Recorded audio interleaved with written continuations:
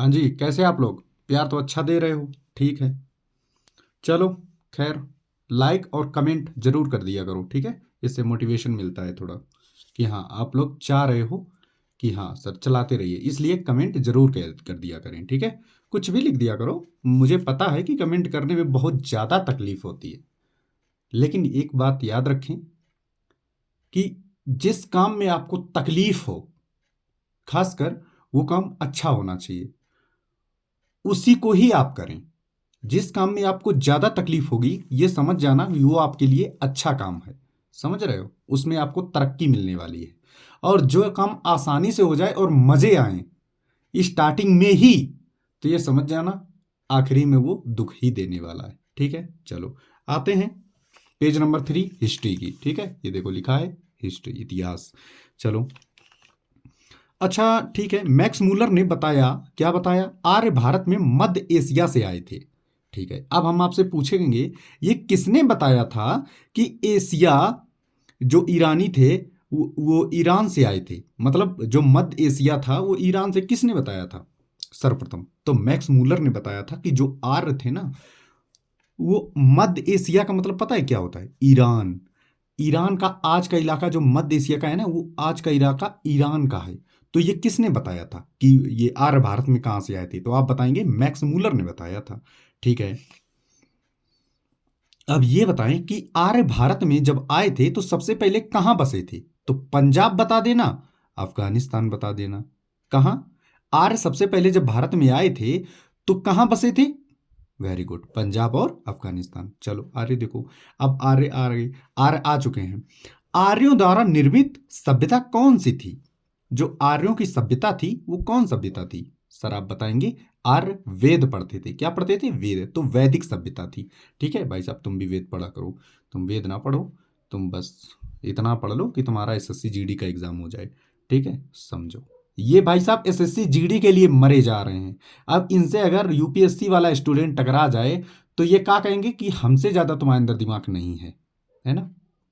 सोच के जरा देखो कि वो लोग कैसे एनडीए सीडीएस एसएस और सीजीएल आईएएस ये कैसे निकाल देते हैं। क्या आपका दिमाग कम है उनसे? है ना। जबकि आपको टाइम भी बहुत मिल रहा है। ऐसा तो है ना कि आप कांस्टेबल बन गए हैं, फिर आप ड्यूटी दे रहे हैं, फिर आपके पास टाइम नहीं है ना। तो आपके पास अभी टाइम है, आपके पास 24 के 24 घंटे हैं, लेकिन नहीं, कुछ रील देख लो, कुछ और कुछ देख लो। इस वजह से आपका दिमाग नहीं बढ़ पा रहा है, ठीक है। तो इतनी मेहनत करो, कांस्टेबल की उम्मीद ही मत करो। जब देखो तब बड़े सपने देखो कि मुझे इसकी तैयारी करनी है और कांस्टेबल वालों को पढ़ाना है। तैयारी करो एसआई की, लेकिन दिमाग में रखो कि हम कांस्टेबल वाला जो टेस्ट होता है इसमें टॉपर आए। वो टेस्ट नहीं देना है, टॉपर आए। मतलब अगर आप टॉप पर सोचेंगे तो आप बीच में तो पहुंच ही जाएंगे, समझ रहे हो। चलो आगे देखो। आर्यों की भाषा क्या थी? सर संस्कृत थी। Very good. आर्यों की भाषा क्या थी? सर संस्कृत थी। अच्छा ये बताओ, आर्य के जो प्रशासन की इकाई थे ना, जब आर्य आए थे उनके भी भाई प्रशासन थे, तो कितने में भागों में उनका प्रशासन बटा हुआ था? कि मतलब जैसे हम लोग कह देते हैं राष्ट्रपति प्रधानमंत्री है और ये राज्यसभा, ये मतलब ये सब कितने भागों में बांटे हुए थे जो उनका कानून चलता था? तो सर उनके कितने भाग बटे थे? 5 भाग। कुल, ग्राम, विश्व, जन और राष्ट्र। राष्ट्र सबसे बड़ा, जन फिर विश्व फिर ग्राम फिर कुल। कुल सबसे छोटा और राष्ट्र सबसे बड़ा, ठीक है। चलो फिर एक बार पूछेंगे, कौन कौन से थे? राष्ट्र, जन, विश्व, ग्राम और कुल। Very good. ग्राम के मुखिया को क्या कहते थे? सर ग्राम है तो ग्रामीण कहेंगे। क्या कहेंगे? ग्राम के मुखिया को ग्रामीण कहेंगे। Very good. अच्छा, विश्व का प्रधान किसको कहलाते थे? विश्व मतलब पूरे ब्रह्मांड का, तो विश्वपति। भाई विश्व के प्रधान विश्वपति, मतलब जैसा है वैसा ही आप बता दो, ठीक है। विश्व के प्रधान, विश्व मतलब पूरे ब्रह्मांड के प्रधान, विश्वपति, ठीक है। अच्छा, जन के शासक को जो चौथे नंबर के थे ना, जन, जन के शासक को क्या कहते थे? राजन। मतलब वही वर्ड आएगा, जो पूछेगा वही वर्ड आएगा, ठीक है। चलो अच्छा ये बताओ, जो सलाह देने के लिए दो संस्था थी वो कौन कौन सी थी? सभा और समिति। ये किसकी पुत्रियां थी? प्रजापति की। याद आया कुछ? पीछे अभी पढ़ाया था।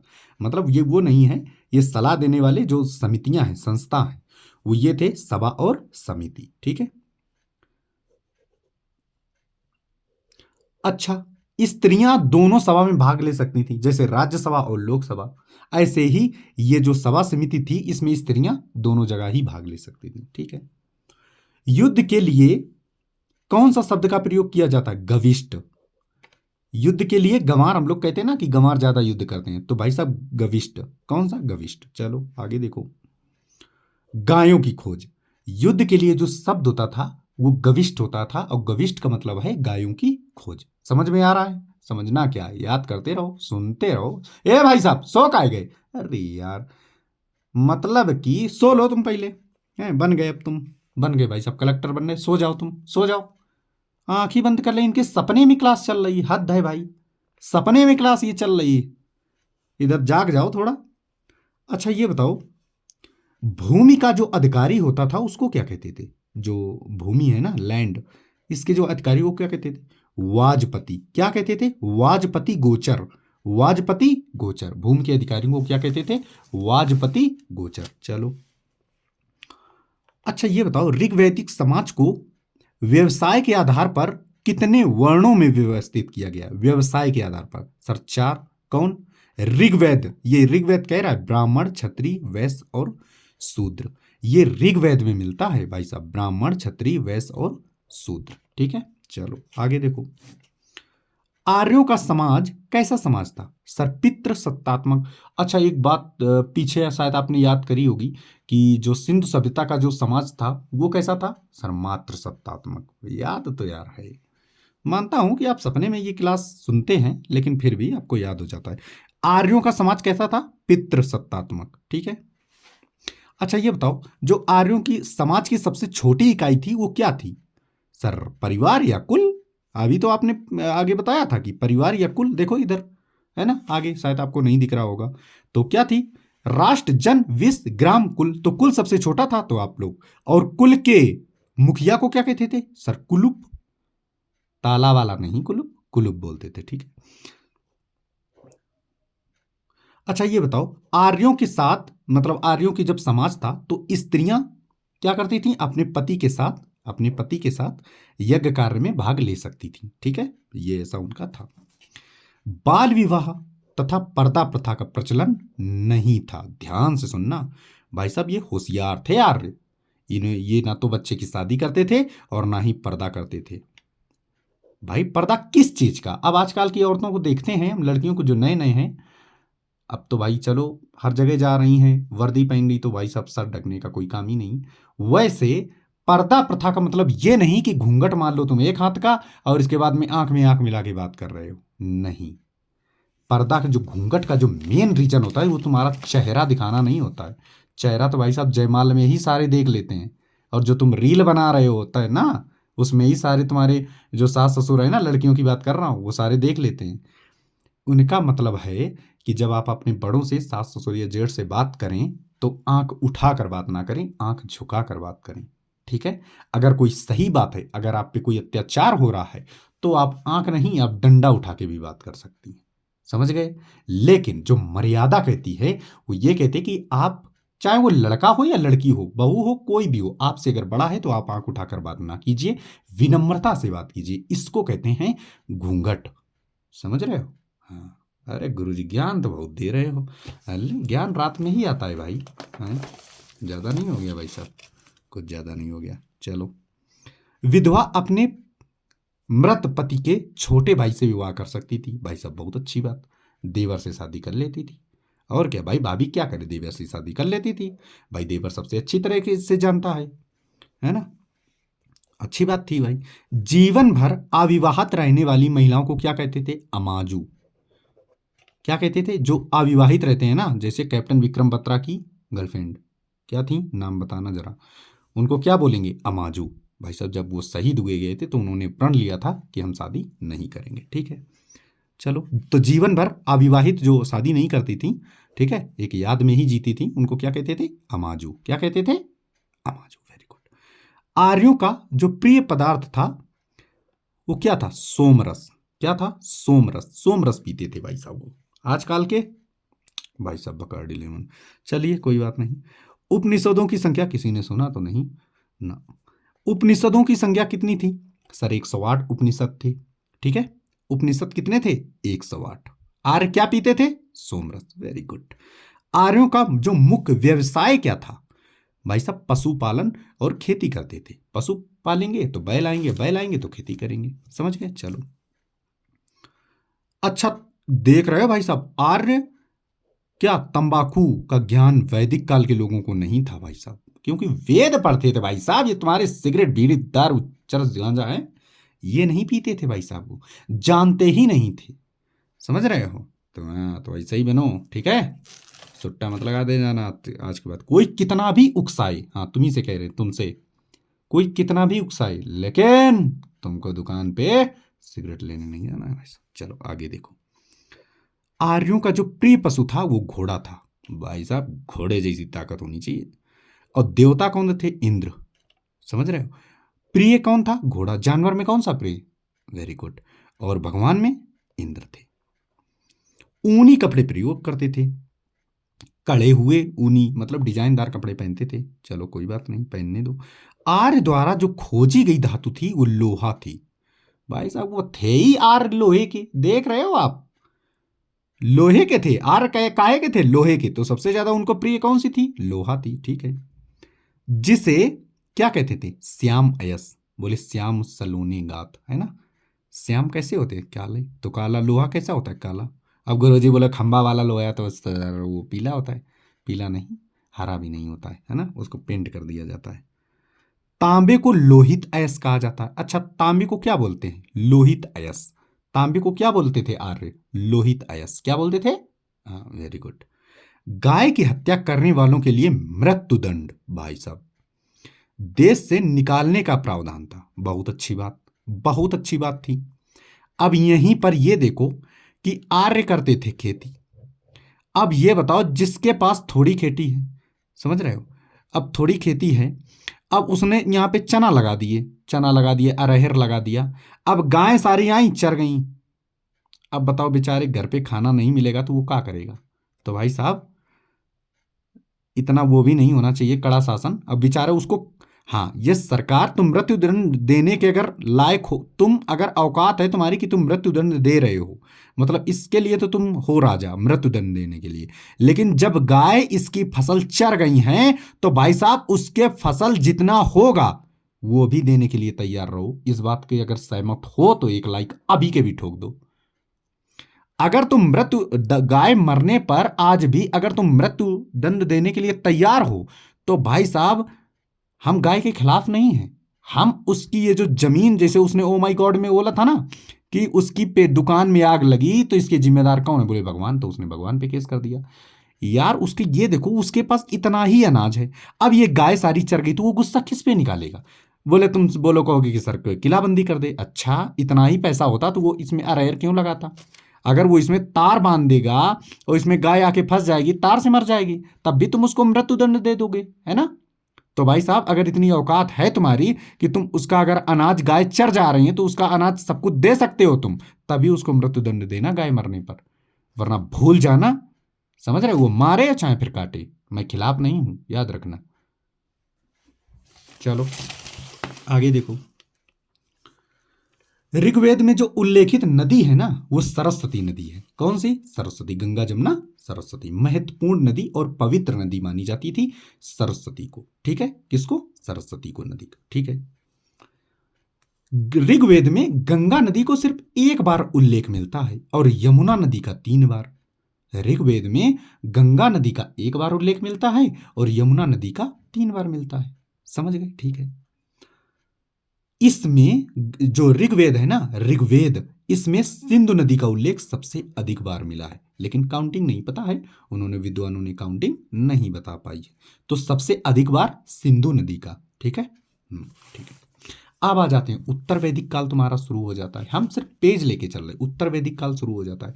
तो उत्तर वैदिक काल कब से कब तक माना जाता है? 1000 से 600 ईसा पूर्व। ठीक है, फिर जब ये 1 ईसा पूर्व आ जाएगा ना, सिर्फ एक, ओनली एक, और एक के बाद फिर जब 2 शुरू होगा तब ये ईसवी चलने लग जाएगा। ठीक है, इसलिए 1000 से 600 आता है। समझ रहे? अब ये ईसा पूर्व जो है ना, ये कम होता चला जाएगा, एक पर आ जाएगा। फिर जब एक से फिर आगे जब गिनती बढ़ेगी तब वो ईस्वी होगी। अरे समझ रहे हो? हाँ बिल्कुल सर समझ रहे। उत्तर वैदिक काल में इंद्र के स्थान पर प्रजापति देवता सबसे प्रिय हो गए। उत्तर वैदिक काल आ गया, अब इंद्र का प्रमोशन हो गया, तो भाई साहब ये बन गए प्रजापति। क्या बन गए? प्रजापति। उत्तर वैदिक काल में वर्ण व्यवस्था किसके आधार पर थी? सर जन्म के आधार पर। उत्तर वैदिक काल में वर्ण व्यवस्था किसके आधार पर थी? Very good. उत्तर वैदिक काल में हल को सिरा कहा जाता था। उत्तर वैदिक काल में हल को सिरा कहा जाता था। उत्तर वैदिक काल में हल को क्या कहा जाता था? Very good. हल रेखा को सीता, हल रेखा को सीता, हल रेखा को सीता। Very good. सत्यमेव जयते कहां से मिला है? सर मुंडको उपनिषद। ये तो सर याद था बहुत ज्यादा, ठीक है। तो सत्यमेव जयते कहां, कौन से उपनिषद से? सर मुंडको उपनिषद। बहुत बढ़िया तैयारी। उत्तर वैदिक काल में कौशाम्बी नगर जो कि इलाहाबाद के पास है, पहली बार पक्की ईंटों का प्रयोग किया गया। तो उत्तर वैदिक काल में कहां पर पहली बार पक्की ईंटों का प्रयोग किया गया? अभी बताया सर, कौशाम्बी में। कहां? कौशाम्बी में। Very good. महाकाव्य दो हैं, कौन? एक तो महाभारत, दूसरा रामायण। जबकि संस्कृत में 8 महाकाव्य हैं। महाकाव्य दो ही हैं वैसे, महाभारत और रामायण हैं। सिर्फ 2 ही महाकाव्य हैं, महाभारत और रामायण, यही महाकाव्य हैं। अगर संस्कृत में महाकाव्य पूछ लिया, क्वेश्चन आ गया कि संस्कृत के महाकाव्य, तो आप बताएंगे 8। कितने? Very good. महाभारत का पुराना नाम जय संहिता, बहुत बार पूछ लिया जाता है। महाभारत का पुराना नाम जय संहिता, महाभारत का पुराना नाम। वेरी गुड, ठीक है। अच्छा, महाभारत विश्व का सबसे बड़ा महाकाव्य है। आपसे पूछा जाएगा विश्व का, ब्रह्मांड का सबसे बड़ा महाकाव्य, तो आप बताएंगे महाभारत, ठीक है। गोत्र क्या होता है? नाम संस्था का जन्म भी उत्तर वैदिक काल में हुआ है। गोत्र नामक, उत्तर वैदिक काल में गोत्र नामक संस्था का भी जन्म हुआ है, ठीक है। गोत्र कुछ चीज थी, ठीक है। चलो अब आ जाते हैं, दर्शन पढ़ लेते हैं इनको ध्यान से। तो योगा कौन करते हैं भाई साहब? पतंजलि बाबा। क्या करते हैं? पतंजलि बाबा क्या करते हैं? योगा। गौतम बुद्ध भगवान क्या करते हैं? न्याय। गौतम बुद्ध भगवान क्या करते हैं? न्याय, ठीक है। चार्वक क्या करते हैं? चार्वक, चार्वक से ही याद रखना, चार्वक, चार्वक से ही याद रखना। अच्छा, कपिल जी क्या करते हैं? ये भाई साहब संख्या गिनते हैं। कपिल मुनि क्या करते हैं?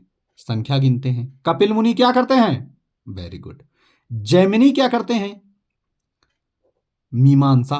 वैसे याद करने के लिए, जामुन का रंग कैसा होता है? मांस के जैसा, मतलब एकदम मस्त, मतलब मस्त नहीं, मतलब समझ रहे हो ना। जामुन का कुछ लाल कुछ काला, ऐसा ही मांस का जन्म मतलब रंग होता है। तो ऐसे ही याद कर लो, याद करने में क्या जाता है। बादरायण क्या होता है? उत्तर मीमांसा। बाद का क्या होता है? उत्तर। हम कह देंगे कि उत्तर दो हमको, कि बाद का क्या, तो आप कहेंगे बाद का भी मीमांसा है, उत्तर मीमांसा। जामुन जब पक जाता है, यानी पूर्व में जब पकता है तो कैसा है? मांस जैसा। और बाद का, उत्तर का, उत्तर बाद, उत्तर बाद, उत्तराबाद, उत्तराबाद मीमांसा, ठीक है। कणाद और उल्लू क्या था? वैशेषिक गर्दन। भाई तुम कहीं पे जाओगे तो कण कण में तुम्हें उल्लू मिलेंगे, तो ये कैसे हैं भाई साहब? वैशेषिक ही तो दर्शन हुए, कण कण में आपको उल्लू मिलेंगे, वैशेषिक ही दर्शन हुए। चलो जैन धर्म आ जाते हैं भाई साहब, जैन धर्म आ गए भाई साहब, ठीक है। चलो जैन धर्म देख लो। तो जैन धर्म आ जाए। जैन धर्म के संस्थापक किसको मानते? प्रथम तीर्थंकर कौन थे? ऋषभदेव। बहुत बार पूछ लिया जाता है। जैन धर्म के प्रथम तीर्थंकर कौन है? ऋषभदेव। ऋषभदेव। तो भाई साहब ऋषि सर्वप्रथम होते हैं, ऋषि सर्वप्रथम। तो ऋषभदेव, ऋषभदेव, ऋषभदेव सर्वप्रथम। जैन धर्म के प्रथम ऋषभदेव। Very good. जैन धर्म के प्रथम, वेरी गुड। जैन धर्म के 23वें 23 तीर्थंकर पार्श्वनाथ, बाद के नाथ, पार्श्वनाथ। सबसे लास्ट, बाद, लास्ट पार्थ, पार्श्वनाथ। पार्श्व संगीत, पार्श्व का मतलब बाद का संगीत, समझ रहे हो? पार्श्व संगीत मतलब बाद का संगीत। तो 23वें तीर्थंकर पार्श्वनाथ, 23वें तीर्थंकर। Very good. अच्छा, पार्श्वनाथ किसके पुत्र थे? काशी के राजा अश्वसेन के। पार्श्वनाथ किसके पुत्र थे? काशी के राजा अश्वसेन। पार्श्वनाथ किसके पुत्र थे? काशी के राजा वेरी गुड। महावीर स्वामी जैन धर्म के 24वें तथा अंतिम तीर्थंकर थे। यहां याद रखना, यहां हो सकता है तुम पार्श्वनाथ को अंतिम लगाए हो। 23वें अगर हम पूछें तो पार्श्व है, 23वें पार्श्व, 23वें पार्श्व, 23वें पार्श्व, 23 parched, 23 parched, 23 parched, 23 parched, 23 purse. आपके पास 23 पर्स हैं। आपके पास कितनी पर्स हैं? 23 पर्स हैं। महावीर विनमऊ हनुमाना। जब आप 24 साल के हो जाते हैं तो आप सोचते हैं हम बजरंगबली जैसे हो जाएं। तो महावीर स्वामी 24वें, बोले तो अंतिम। अब महावीर हैं तो भाई उनसे अब अंतिम कोई वीर है ही नहीं। तो आप क्या करेंगे कि हमारे महावीर जो स्वामी हैं इनसे अब अंतिम नहीं है, यही तो महा हो गए तो ये अंतिम हो गए। ठीक है, चलो बहुत बढ़िया। तो अंतिम तीर्थंकर महावीर। पहले तीर्थंकर, सर पहले आपने बताया कि ऋषि हमेशा पहले होते हैं, तो पहले ऋषि। 23वें पार्श्वनाथ, अंतिम महावीर। Very good. महावीर स्वामी का जन्म कब हुआ था? 540 में। महावीर स्वामी का जन्म कब हुआ था? 540 में, 540 ईसा पूर्व। ठीक है, कहां पर हुआ था? कुंडग्राम, जो कि इस वक्त वैशाली में है। ठीक है, कुंडग्राम। महावीर स्वामी का जन्म कहां हुआ था? कुंडग्राम। महावीर स्वामी के पिता का नाम क्या था? सिद्धार्थ, जो ज्ञात्रक कुल के थे। ये तो आ जाता है कभी कभी। पिता, महावीर स्वामी के पिता का नाम सिद्धार्थ, और किस कुल के से थे? ज्ञात्रक कुल के थे। माता का नाम त्रिशला। महावीर स्वामी पिता सिद्धार्थ, माता त्रिशला। पिता सिद्धार्थ, माता त्रिशला। पिता सिद्धार्थ और माता त्रिशला। और त्रिशला किनकी बेटी थी? तो लिच्छवी राजा चेतक की बहन थी, पुत्री नहीं। लिच्छवी राजा चेतक की क्या थी? बहन थी, ना कि पुत्री लगा के आ जाना। ठीक है।